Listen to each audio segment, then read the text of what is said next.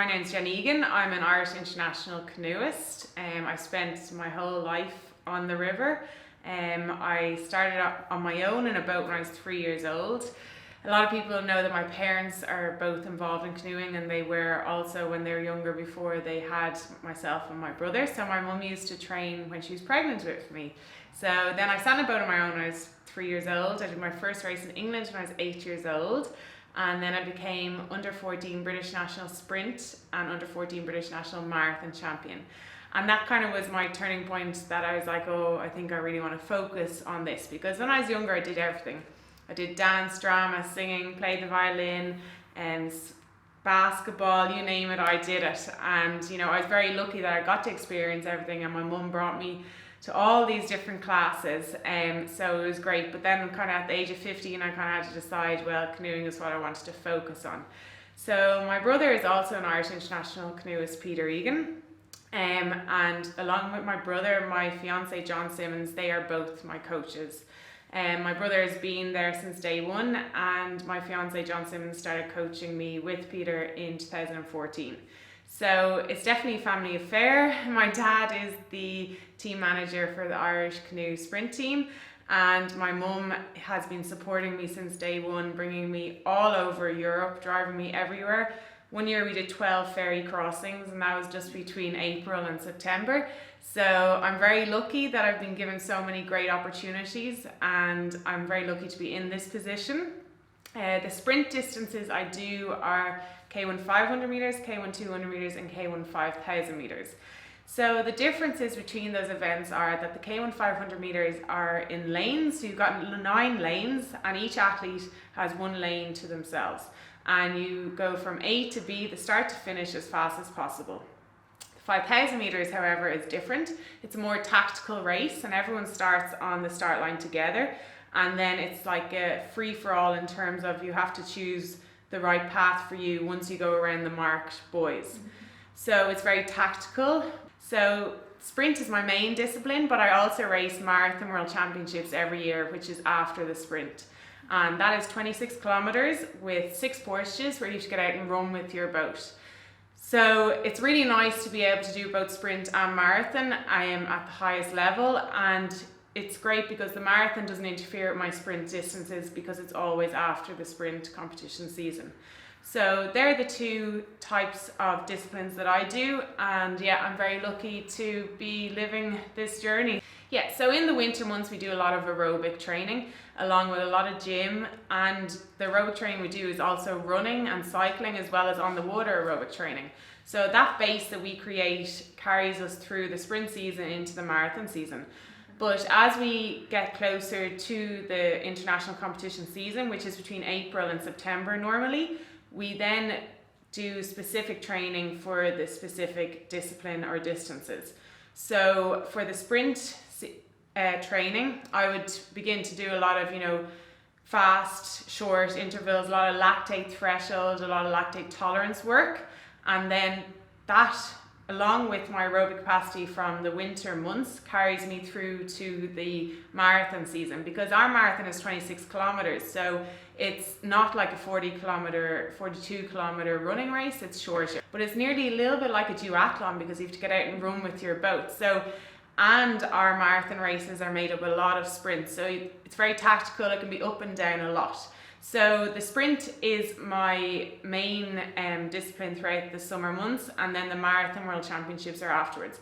So the training is similar during the winter, but then as we get closer to competing internationally for the sprint distances, we would do a lot of different training like lactate tolerance, speed, to be as snappy and quick as possible.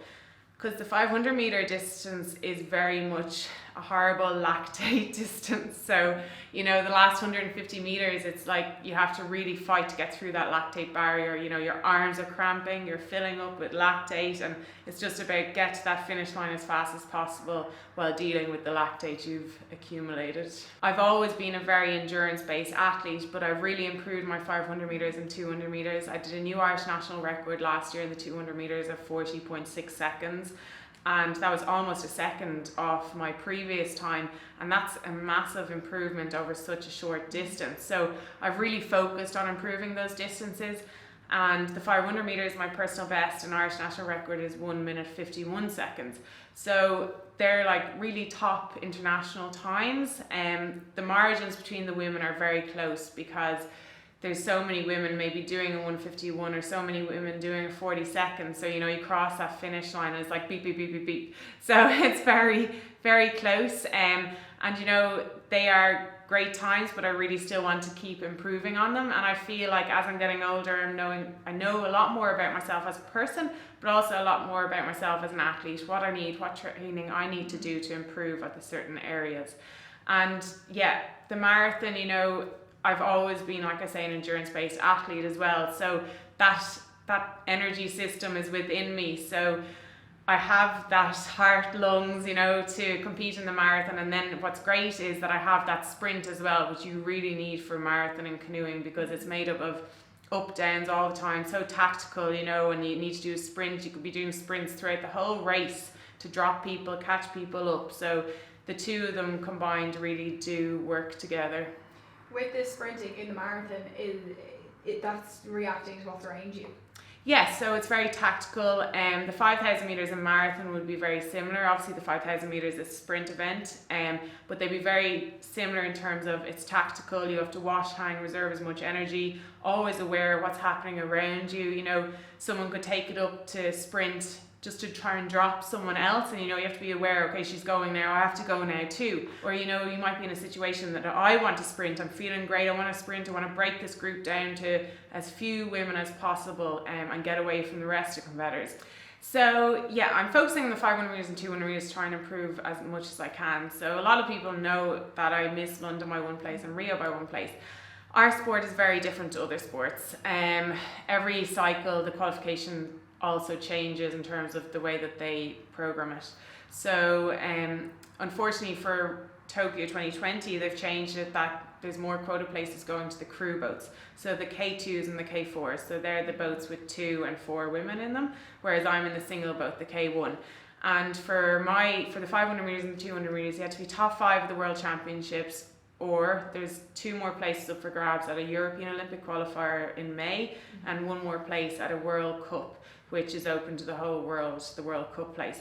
So, you know, there's so few quota places in the single boat, and that's what's so different. I wish it was like athletics or swimming where there's times you have to do, because that would be a lot more achievable, whereas this is, you know, specific quota places and so few. Like, what sport do you have to be top 5 in the World Championships to qualify? You know, like, there's just no comparison, and that's the problem, you know. A lot of people aren't aware of the qualification system, and you know, they see maybe canoeing in the Olympics and think, oh god, that heat only maybe has 5 boats in it. It's not because only 5 boats are good enough to be there. It's because there's so few quota places available. So that's the problem within our sport. We don't know how it's going to change after Tokyo for Paris 2024. We have to just wait and see afterwards. But saying that, I am giving it my all. I'm going for the 500 meters and 200 meters. That's what my training is specifically for now. I love training with guys and I love training with girls. So it's great to have the best of both worlds. When I train in Ireland, I'm training with the men or the boys. So then when I go to Florida to the Danish team, I train with the women. And it's really good because it's like boxing where you've got sparring partners.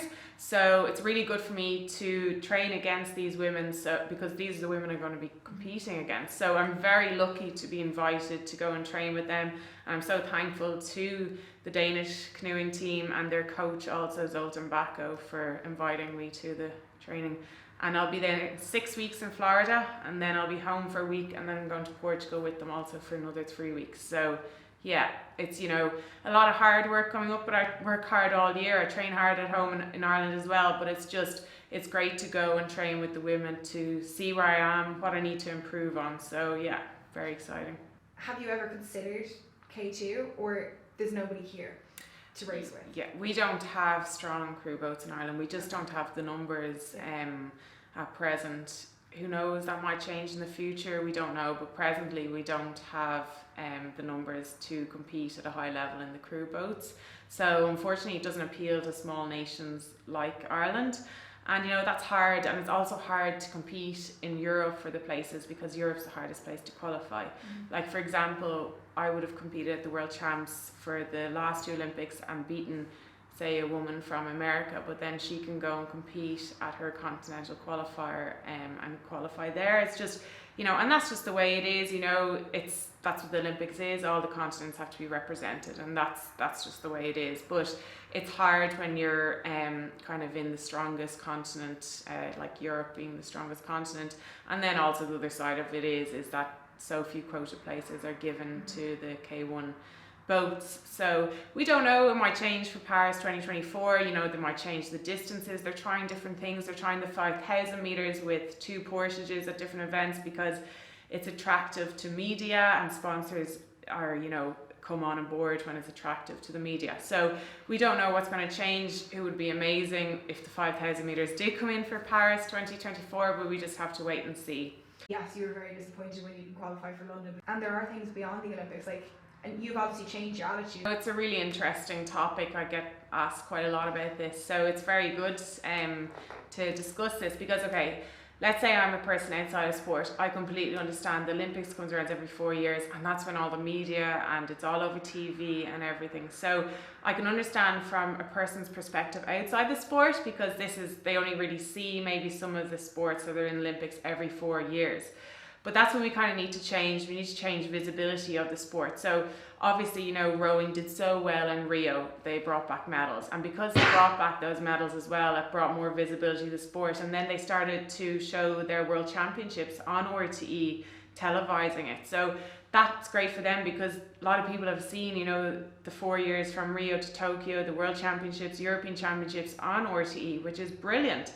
And that's the thing. But for us as athletes, yes, the Olympics only comes around every 4 years, and a lot of top athletes say, you know, it's not the be all and end all. Like, that's what a lot of top athletes have said, who've gone to it and competed at it, because every year, you know, we've got World Cups, European Championships, World Championships, and I'm very proud to say that I'm the only Irish canoe sprint World Cup medalist, European Championship medalist, and World Championship medalist. And, you know, for me to say that it's been, you know, a goal throughout my whole career to get on the podium at World Cups, European Champs, World Championships. And I'm so grateful for everyone who's helped me to achieve that. And, you know, that's prestigious because, like I say, no male or female athlete has ever done that in canoeing in Ireland, been on the podium at Canoe Sprint, World Cup, Canoe Sprint, European Championships, and Canoe Sprint World Championships at senior level. So for me, like, that's a hell of an achievement in itself, and I'm really proud of it. So I think more media maybe needs to be around in the other years, not just the Olympic years, and then people would see, you know, oh God, there's a World Cup, there's European Champs, there's a World Champs. So I think it's just about visibility, getting it out there and letting the public see every year what the major championship events there are that we are competing at. And that's just what it is. It's just visibility needs to be improved for people to see it. So I'm very lucky. I'm an international carded athlete with Sport Ireland, and I'm so thankful to Sport Ireland, the Olympic Federation of Ireland, Canoeing Ireland, and Salmon Canoe Club for all their support throughout the years. You know, I wouldn't be in this position now either without my family support, you know, because when you're a kid growing up, if you don't have the family support, like I said, my mum drove me all over the world. I wouldn't have been able to do that without my family support. So I'm very lucky, and I know that to be where I am now, and I wouldn't be here without them. But I'm also very lucky to have the support of Sport Ireland. Of course, you know, you have to achieve results, you have to achieve targets and keep achieving them to keep your funding. But, you know, it's great that that system is there for our sport. But of course, it would be great if we could appeal to more sponsors. It's very hard to get sponsorship for minority sports, like sports that aren't in mainline media all the time or mainstream media all the time. So that's really important. If we can try and get maybe more media coverage, then we will get more sponsorship. And it's very important in that sense. And just how you're saying, you know, I'm an ambassador for my sport. It's up to me to try and get out there, get visibility, get canoeing out there in the limelight as such, to try and let people know what it is we do. Let people know I train 14 to 16 sessions per week.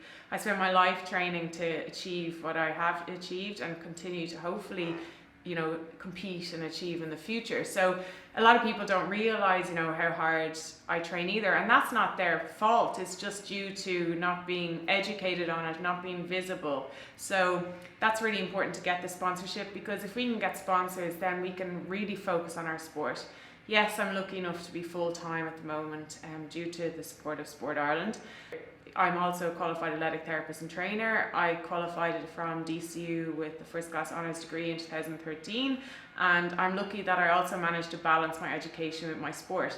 And that's also thanks to the support of DCU and the support of the Institute of Sport and Sport Ireland, because I did my first and second year full time, but then I was just finding it so demanding trying to compete internationally on the world stage and also wanting to do well in my academic career. So luckily for me, I got a scholarship through the Institute of Sport that helped me to combine both my study and my sporting careers, and DCU continue to be so supportive of me, and I'm very lucky to be in that situation. But like I say, I'm also lucky to have had the family support throughout my younger years to get into this situation. You were saying if we could have more media, we could have more sponsorship. You know, athletes always need more money. The money I get, it's just spent on my trying to be the best athlete I can be, you know. Whereas, you know, other people my age, I get a question, oh, you know, do you feel like you're missing out like compared to other people your age? My answer is no, I'm not missing out at all, because this is my choice. It's not a sacrifice, it's my choice. I want to do this. And also I get so much more life experiences than someone else my age might have had or are having. So I think I'm very lucky. Yes, I have chosen different pathway, and I mightn't have the same amount of money as other people my age, but for me, I think life experiences and what I've achieved is much more rewarding than any financial awards. And yeah, but like I say, sponsorship, we need more sponsorship, because then it'll help us to achieve and compete at the best possible level for our country. And you know the buzz that happens when an athlete in Ireland does well, and you know, everyone kind of gets behind them and gets excited, and that's what's great. That's what sponsors are investing into. We want Irish people to do well in sport, because then it brings this buzz and atmosphere to the country, and then it inspires the next generation of kids.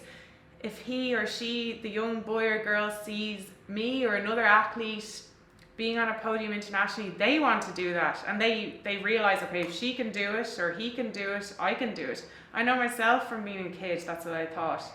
People I saw winning world championship medals from other countries who were my friends, I said, oh, if they can do it, why can't I do it? You know, I know that person, they're no different to me. So success breeds success, and if we can get more media and visibility and sponsorship, that will help to breed more success. We want to try and help make athletes visible and kind of get them out there, so then they can say, well, do you know, when I worked with Hersport, they have X amount of following, I'm good on camera, I can talk on a podcast or that kind of stuff. So then they can say, well, like, I did great, and build their own following. So then they can go to a sponsor and say, well, actually, now I have 20,000 people following me.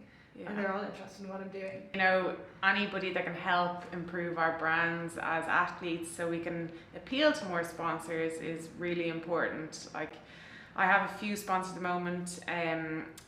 Product, I'm very lucky, I'm sponsored by the paddling company I use. The paddles I use, I'm sponsored by their company, Yantex Paddles, and I'm also sponsored by Nello Kayaks. So I'm very lucky to be in that position, but I've also, you know, gotten to that position where I get sponsored by them. So my results have helped me to get sponsored. But it's also very important to thank them all the time on social media, and just try and, you know, help to make their brand more visible as well. And then I have some nutritional sponsors.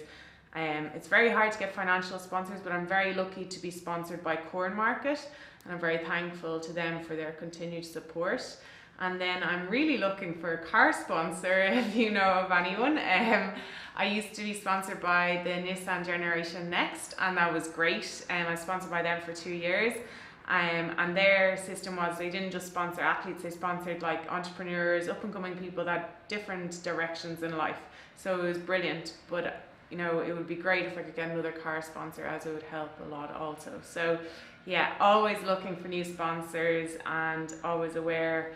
I'm very lucky to be sponsored by Natural Life, the nutritional company as well, and Ross Nutrition also. So, but the more sponsors I can get, like you say, the more I'm able to focus on my sport and be the best I can be. And you're right, I go to schools talking to kids.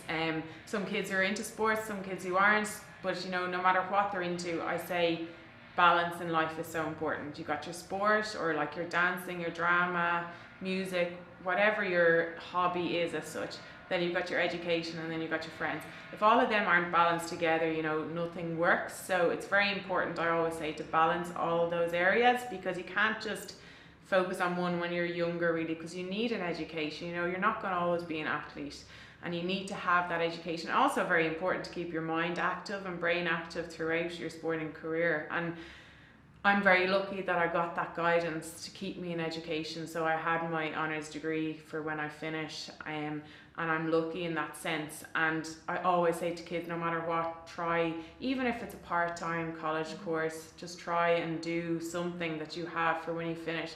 But also to have throughout your sporting career also, you know, it's very important, like I say, to have different avenues that you can go down during your career as an athlete and after. So if you do get injured and your career ends, or you have a break in your career, if you don't have something else, it leads to all other problems mentally as well. Obviously you've got the physical problem, but you have to have that balance, because otherwise the focus just becomes too much. And say you get an injury or you get sick or something, and you don't have something else to focus on, you've nothing to think of, and where you're like, oh my god, where am I going to start now? And you can lead to a lot of difficulties in your life. So it's very important, you know, there's ways around studying part-time now. There's so many more opportunities than there was 10 years ago, and you know, people are there to help you. So communicate is what I say to the kids. Go and say, oh listen, I train this many times, is there any chance I could do maybe 2 or 3 modules this semester? There's always someone there to help, but just ask for the help, because you will get it if you ask and communicate with them. How was it, say, when you were early 20s or in college, and like you have to turn down, like I have training tomorrow, and yeah, you're competing in the summer? yes, so no J1s. yeah, so yeah. J1s, Yeah, like yeah. trips to Thailand, Yeah. all this kind of stuff. Like, what did you do, what did you not do? Oh, yes, so I say, this is my choice, I want to do this, but people ask, you know, have you sacrificed something? So if you're trying to see if there's anything I sacrificed as such, you know, when I was younger, I did have to say, even in school, you know, 5th and 6th year, there was parties every weekend, and I had to say, no, I can't go to them, or I might be able to go for an hour or two, which is good, you know, just go for an hour or two, and then you can still be up early the next morning for training, and you still get to see your friends. And that's what you have to kind of do. You have to think about, how can I maybe change my life a little bit, but still, you know, have the friends. So obviously I didn't go out to the mad parties when I was in 5th or 6th year. I might have gone for a while because I had training the next morning. And then in university, yeah, it would have been pretty similar. Like, people were out in university, people could be out Monday to Friday, like every night, you know. But yeah, no, I didn't do that. Obviously I couldn't do it if I wanted to be at high level in my sport. But you know, there were some nights maybe we went out to, say, we went for dinner, and maybe they'd go out after the dinner, and I'd go for the dinner, but I wouldn't go maybe to the bar or the nightclub afterwards. So it's just kind of making those little different choices, or if some people want to call it sacrifices. But obviously then, yeah, I didn't go away on, you know, like a 6-year holiday, or I didn't do J1s, but at the same time, I go to train now in Florida. Okay, I'm not there to, you know, be a tourist, but on my rest day I might be able to go to the beach to relax for the day, whereas, you know, or I might be able to go to the outlets shopping on my rest day, because I train like Monday to Saturday and have Sunday off. So yeah, I didn't get to do the J1 of working and going out all the time and partying all the time, but then, you know, I've gotten to go to all these other countries and competed in these amazing countries. Okay, I mightn't see much of the country sometimes, I might just be in the airport, at the race venue or in the hotel, because it's my job to go and perform there.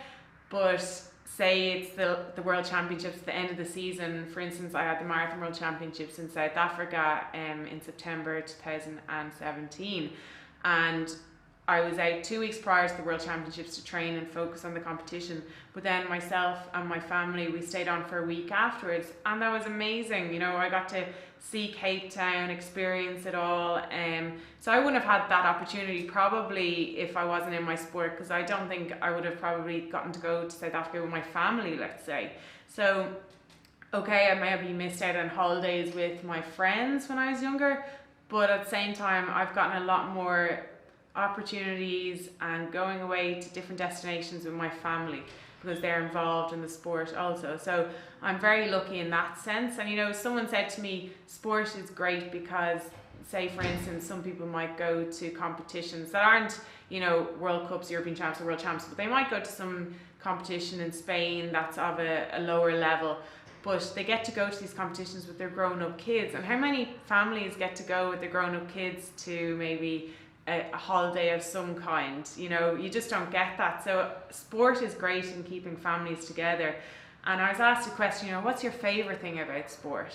And I said, favorite thing about sport is the fact that my family is involved, because I wouldn't be in this situation without them. And also, winning medals is one thing, but celebrating with your friends, your support system, your family, that's what makes it special, right?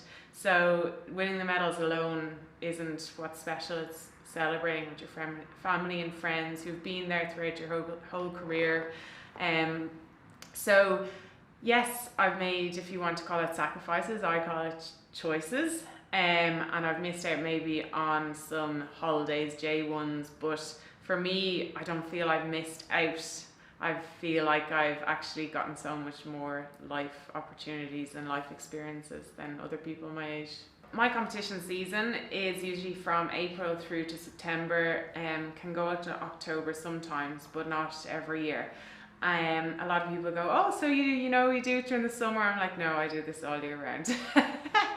So in the winter season, we've 2 to 3 weeks completely off after our competition season, where we can do whatever you want, you know, relax, go on holidays, spend time with family, friends. But then we go straight back into winter training, and we train 14 to 16 sessions per week all year round, apart from those 2 to 3 weeks off. So a lot of people don't understand. Again, it's just lack of visibility in terms of knowing what it takes to be at this level. You know, people go to me, so how many times a week do you train? And they're expecting me to say maybe, you know, 3, 4 maybe times. I go 2 to 3 times a day, 14 to 16 sessions a week. And they just go, wait a minute, 2 to 3 times a day? Yeah, no, that's it. Yeah. And then, you know, those people understand then what it takes, like, and it's just due to not knowing, you know. And it's really nice talking to Sunita and some of the rowers, because they train similar amounts and would have similar kind of training sessions, so they know exactly. But some other sports would be, when they're in their off season as such, they just have to do maybe some gym per day or go for a run just to keep fit throughout the off season. But for us, it's not like that. You know, if you want to be at the top of the game, you have to be training all year round, apart from those 2 to 3 weeks. But it's, I think in some sports, everyone is willing to push the bar out so far that everyone's training all the time. Yeah, Someone else you want to be like, you're going to be left behind. You have to, yeah, exactly. Like, we have to train all the time. We're not even winning stuff. Yeah, exactly. Yeah, but that's the thing. You want to improve. You want to get better, and how are you going to do that? By training and recovering right. You know, so. And it's also important, like, for people to know, you know, they go, oh yeah, you can train, you know, twice a day, but if you don't recover correctly, you know yourself, you don't adapt to the training. So it's really important, you know, to sleep correctly, eat, drink lots of water. So it's all the elements together, you know. One thing doesn't work on its own. Again, in sport, within sport, it's the balance and getting everything connected. So it's, every element has to be looked after. It's not just about train. It's train and rest and eat and drink water, stay hydrated. So it's a full-time job if you want to be at the highest level. So that's what you have to do if you want to achieve. I'm on the water at 7 a.m. I'm back here training again at 3 p.m. and I'd have in the afternoon a run and gym, or if it's in the summertime I'd be on the water twice a day and a run or a gym. So you have to recover. Like, you can do all the training in the world, but if you don't sleep and recover, your body doesn't adapt to the training, and then you can get ill more often, and so you really do have to recover. And I'm also very lucky, when I was in school, I trained before school in the mornings. My mum brought me up to training, and then she would have breakfast ready for me in this room, and then I'd go straight down the road to my school in Kayaking. So it was also, I'm lucky in the sense that everything was very close in travel term wise. So Kayaking is only 2 kilometers down the road, 3 kilometers maximum from here. So that was good. I was able to do that and come back then and train after school. So yes, it depends on the situation you're in as well, but if you want to be on the world stage, you have to train like this. And that's the thing, everyone around the world keeps pushing the boundaries. And most people I train against are full-time athletes, or they maybe study part-time, or maybe have a slight part-time job. And you could have a part-time job that you work 3 hours a day or something similar to that, but it's very hard to get those jobs as well. Employers to want to employ someone to be in a flexible job. So also it would be great maybe if Ireland, I know a lot of companies are doing it, but help athletes maybe to have part-time jobs so they can combine their athletic careers with continuing their professional careers. So to have that balance as well would be nice. If you could have a job maybe 3 hours a week or 3 hours a day, or even a few hours a week, maybe on your rest day you could work a few more hours. So again, it's society, it's everyone has to support each other in order to achieve on the world stage. Like, they're probably the best employees you can have because they're so disciplined, such good time management. I can see athletes are so employable if they're qualified to be in the job. And that is what's great, if they can get into jobs during their athletic careers, that they are then kept on when they finish, because it's important also, like I said, to have something when you finish your sporting career, and to have those maybe relationships with different people in your career area. So that's important, and like you say, it's a two-way trust. It was the same when I was in university. It was a two-way trust.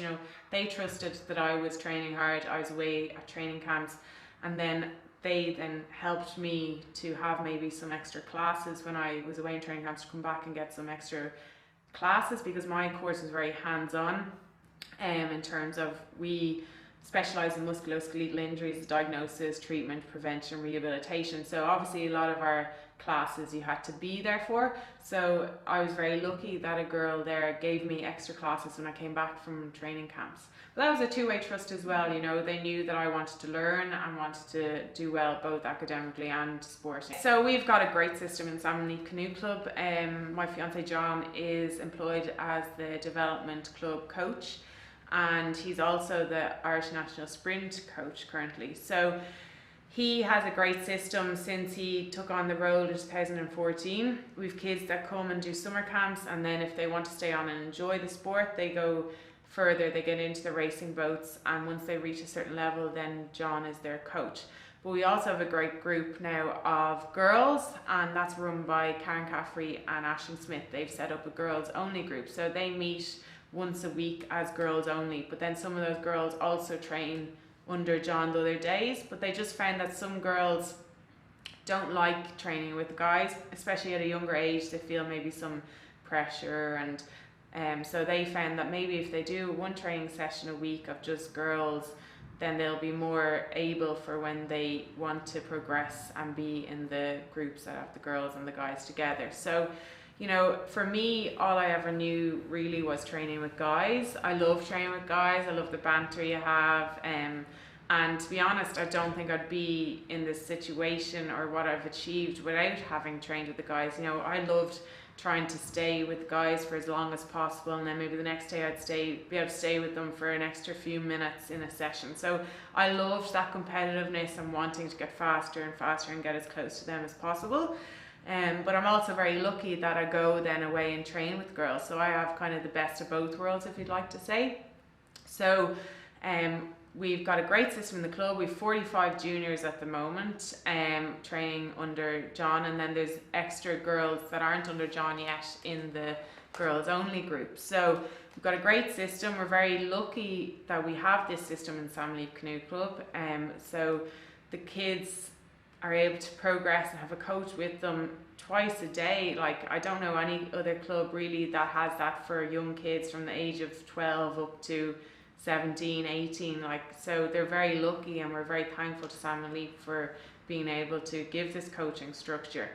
And it's really, really important, I think, that, and it's really nice that I'm able to train here and be close to the young people, because I know when I was younger, if I saw someone training who was competing internationally for Ireland, I was inspired, and I hope that it helps to inspire them also, to see, Jenny's in the gym at the same time with us, like she's training with us, and you know, some of the guys who race internationally are in the gym at the same time. So I know when I was younger, if I saw that, I'd be thinking, oh, she's lifting this weight, or she's doing this session, you know, like she's training here, you know, it must be good to train here, like you can do well if you train here. So I think that's really important to see. And you know, I'm very passionate about women in sport.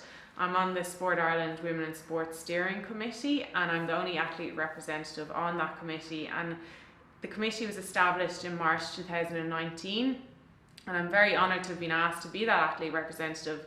And for people who don't know, the Women in Sport policy has 4 main target areas, and it's coaching and officiating, leadership and governance, participation and visibility. So they're the 4 main target areas that the Women in Sport policy is aiming to improve. So there's been funding given to all the NGBs throughout the country, different levels of funding, and I'm very proud to say Canoeing Ireland are looking at the leadership area, and they've picked 30 ambassadors in canoeing, and 30 ambassadors are able to do a leadership program, and they'll become out as leadership within their sport and other sports. They'll be able to use it. They'll have qualifications in leadership. So I've just completed my 2 modules in the leadership program. I've done one of my one-to-one coaching sessions, and I have another one-to-one coaching session, and then I'll be a qualified leader. So that's excellent. I'll be able to use that in the future for canoeing, but also other sports or other directions of life also. So it's important for people to see that it's not just about high-level sports and athletes competing internationally. Okay, look, some people want to compete internationally, but not everyone wants to compete internationally or be a high-level athlete. So there's different areas for everyone. You know, if you just want to participate and take part in sport and enjoy sport and don't want to compete, that's perfectly fine as well. Say you don't want to even do that, and you want to do sport to keep healthy as such, but you also want to be involved in leadership, or you want to be a team manager, or you want to be a coach.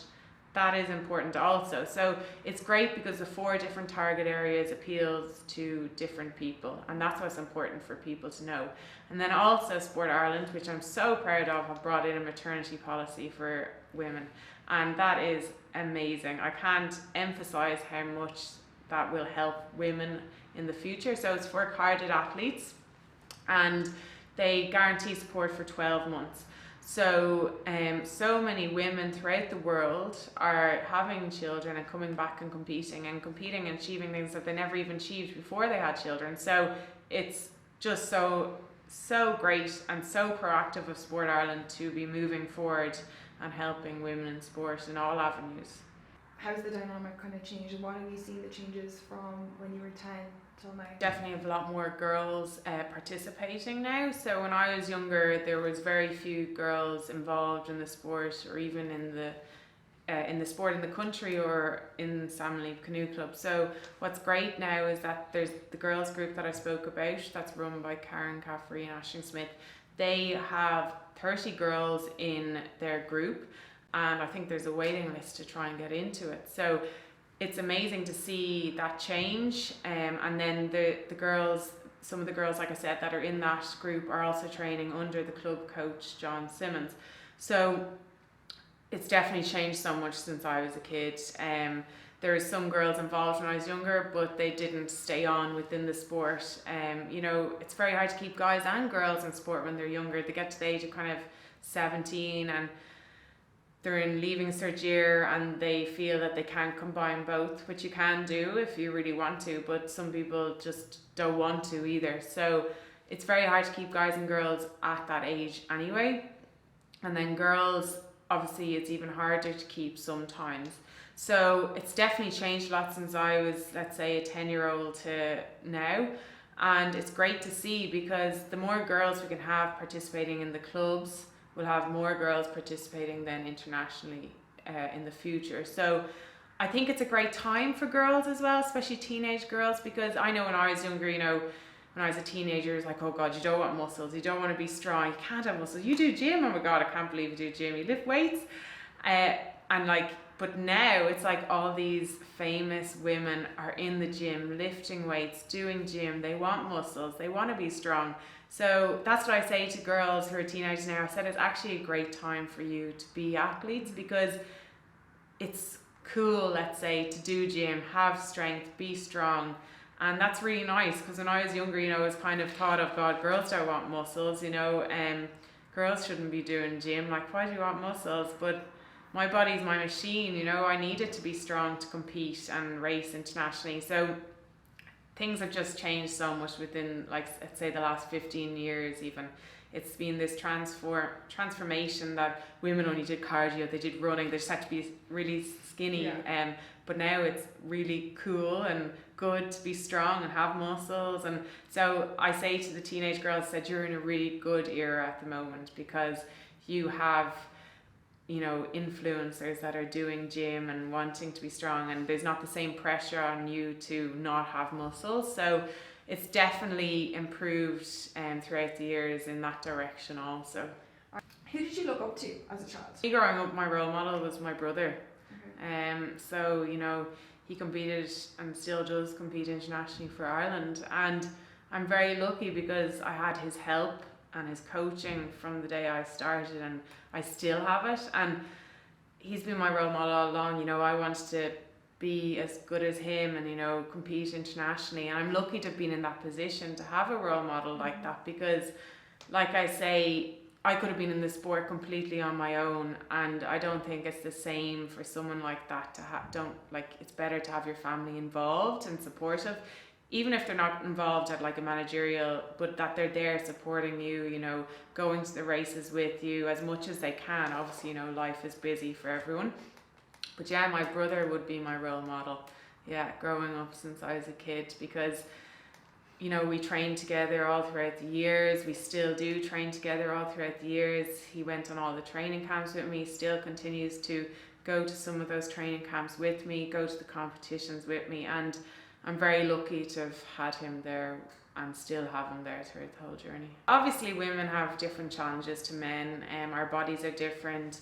We have menstruation that happens once a month, and that's what makes us different also. So we really have to kind of, if we can, plan our training around it, but that's only kind of become, let's say, more popular recently. It wouldn't have been the way it has been. So I would say to young girls, it's very important to communicate with your coach. Obviously, different situations are difficult, but maybe talk to your parents about how you could talk to your coach, or they might even sit down with you and the coach and discuss it. You know, it's important to talk about these things now, and it should be more open, and coaches should be more open to it. And yeah, you know, sometimes you might be feeling terrible, and you need to be able to talk to your coach and say, right, okay, I know I meant to have a run today, but can I go on the bike instead, because it won't be as demanding on my body, and I don't feel very well, I have cramps and I'm tired, but I can maybe change the training to do a different training. So the one thing I would say to people is, to young girls, don't be afraid to talk about it. We all have it. Half the population, as you said, have it. So, and you know, that's what makes us women what we are, and you know, that's what makes us be able to have children. So it's a great thing to be able to do. So it's important to be able to communicate about it. And if you don't feel comfortable talking to your coach on your own, or you don't know where to start, talk to your parents first, and they will hopefully be able to advise you. Or if you have an older sister, or even a brother that you can confide in, you know. And Or if you can talk to your coach about it and you feel comfortable about it without having to talk to someone else, do that. And coaches are there to listen. Coaches want you to do as well as possible. They're putting a lot of work and effort into it as well, and they want to help you. So for me, what I would say is communicate and keep a diary and how you feel, and then kind of maybe what days you feel better and what days you feel worse, and then you can communicate in that way to your coach. Have you ever felt the impact on your training? So most of the time I'm able to train, but sometimes I might need to change the training a bit. Like I say, instead of running, I might have to go on the bike, or usually it doesn't impact me too much on the water. But again, it's just kind of being aware about your own symptoms, because everyone reacts differently. Some girls might get cramps a lot more than other girls, and that's fine. Everyone's individual. So and don't be afraid to change your training program. Like, just because you can't run one day is not going to affect your results in the long run. You're still training. But if you can't train one day, also don't worry about it. If you're tired and you're really not feeling well and you feel dizzy, let's say, or lightheaded, talk about it. There's no point in going and doing it and feeling even worse then. So communication is the key. Some days, like I say, I've had to change my training because of it. And that's fine as well, because we're all only human. We can only deal with the circumstances we have, and it's important to deal with them right and be open and communicate and talk to your coach and say, okay, I just don't feel so well today, like I've had to do. Okay, I don't feel great today, but can I maybe, instead of running, go on the water again, because I don't think it'll affect me as much as running would. So just communication and discussing it is the key, and don't be afraid to talk. How many people do you think have left sport as young girls because their body's changed? Yeah, it's probably happening a lot. I'd say girls leave a lot because of that. I even saw it in school. Maybe they didn't say that's what the reason was, but some girls wouldn't do PE and they wouldn't communicate that that's why, but you can maybe see now that's probably why they didn't do it and didn't feel like doing it on the day, or were worried about like what might happen if they did. Education is very important around the area. I think not enough is done speaking about it to both schools and athletes. I think it'd be a very good avenue that could be increased in the future.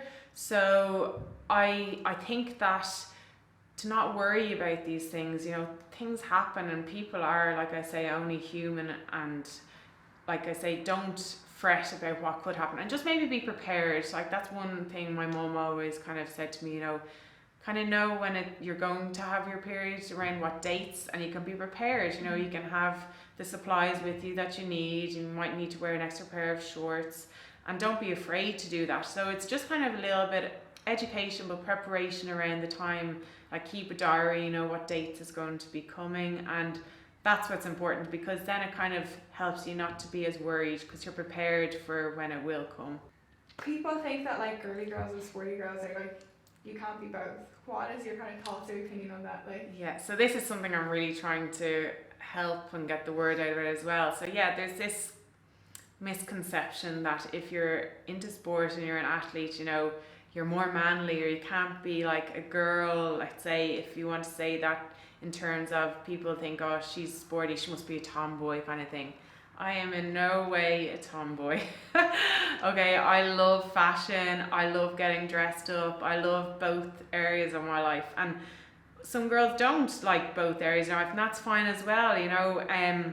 I love when you go to award ceremonies, because you get to get dressed up and wear a dress, and every day you're in your tracksuit or your training gear, or casual clothes, and it's so nice to have that then change to go to different award ceremonies. But I think it's terrible that some people think that, and I've heard other people say before, I've heard a woman, an older generation say, oh God, Jenny's dressed so well, like, God, for like a girl who's in sport kind of thing. And I'm just like, it's a different generation's viewpoint, I think, and that again, it's changed because there's so many influencers and models doing so much exercise, doing gym, but it's not the way that people should think. You can also be interested in fashion, you can be interested in getting dressed up, and as well as being an athlete. You can have both areas.